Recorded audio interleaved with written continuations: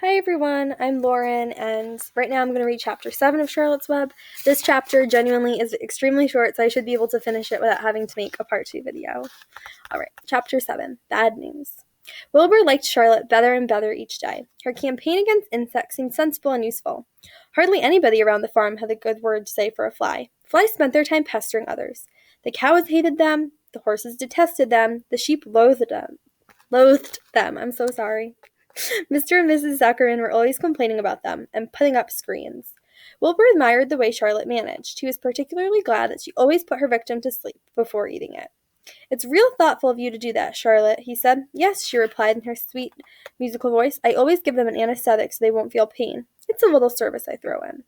As the days went by, Wilbur grew and grew. He ate 3 big meals a day. He spent long hours lying on his side, half asleep, dreaming pleasant dreams. He enjoyed good health, and he gained a lot of weight. One afternoon, when Fern was sitting on her stool, the oldest sheep walked into the barn and stopped to pay a call on Wilbur. "Hello," she said. "Seems to me you're putting on weight." "Yes, I guess I am," replied Wilbur. "At my age, it's a good idea to keep gaining." "Just the same, I don't envy you," said the old sheep. "You know why they're fattening you up, don't you?" "No," said Wilbur. "Well, I don't like to spread bad news," said the sheep, "but they're fattening them up because they're going to kill you. That's why." "They're going to what?" screamed Wilbur. Fern grew rigid on her stool. "Kill you. Turn you into smoked bacon and ham," continued the old sheep. "Almost all young pigs get murdered by the farmer as soon as the real cold weather sets in. There's a regular conspiracy around here to kill you at Christmas time.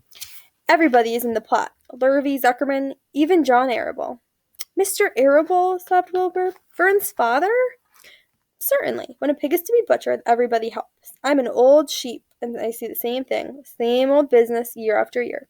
Arable arrives with his .22, shoots the— "Stop!" screamed Wilbur. "I don't want to die. Save me, somebody, save me." Fern was just about to jump up when a voice was heard. "Be quiet, Wilbur," said Charlotte, who had been listening to this awful conversation. "I can't be quiet," screamed Wilbur, racing up and down. "I don't want to be killed. I don't want to die. Is it true what the old sheep says, Charlotte? Is it true that they are going to kill me when the cold weather comes?" "Well," said the spider, plucking thoughtfully at her web, "the old sheep has been around this barn a long time. She has seen many a spring pig come and go. If she says they plan to kill you, I'm sure it's true. It's also the dirtiest trick I ever heard of. What people don't think of." Wilbur burst into tears. "I don't want to die," he moaned. "I want to stay alive, right here in my comfortable manure pile with all my friends. I want to breathe the beautiful air and lie in the beautiful sun." "You're certainly making a beautiful noise," snapped the old sheep. "I don't want to die," screamed Wilbur, throwing himself to the ground. "You shall not die," said Charlotte briskly.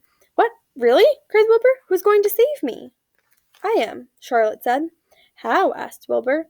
"That remains to be seen, but I am going to save you, and I want you to quiet down immediately. You're carrying on in a childish way.